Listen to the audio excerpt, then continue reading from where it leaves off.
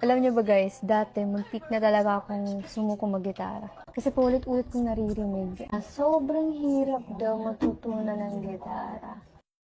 Konting background lang guys, nag-start ako mag-gitara nung 18 years old ako, pero hindi talaga ako consistent before. Minsan isang linggo nagpa-practice ako, tapos ilang buwan na naman na wala akong hawak na gitara. Akala ko noon, wala talaga akong talent. Pero ang totoo, mali lang talaga yung paraan ng pag-aaral ko. Kaya kung beginner ka at gusto mong matutong mag-gitara pero hindi mo alam kung saan ka magsisimula,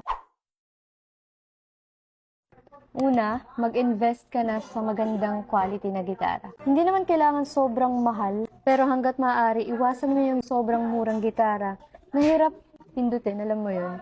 And madalas hindi nasa tono. Imagine mo, beginner ka na nga, tapos yung gitara mo pa yung kalaban mo. Nakaka-frustrate talaga yan. Tip number 2, unahin mong matutunan ang mga basic chords. Like this.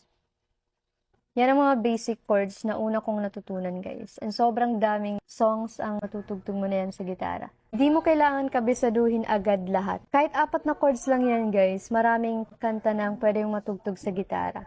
Mas nakakamotivate kasi kapag may natutugtog ka ng totoong kanta kesa sa puro exercise lang. Tip number 3, huwag magmadali.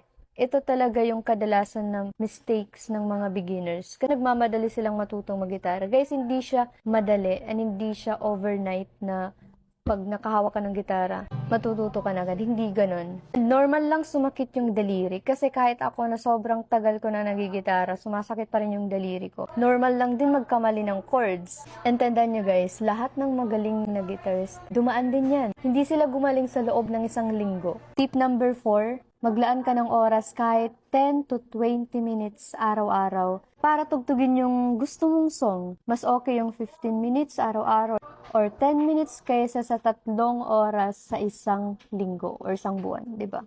Kasi guys, based sa experience ko, kapag gusto mo yung kantang pinapractice mo, mas ma-excite kang balikan yung gitara mo kinabukasan. Last but not the least, ito yung pinaka-importante. Consistency beats talent. Hindi mo kailangan maging sobrang gifted. Ang kailangan mo lang ay huwag tumigil.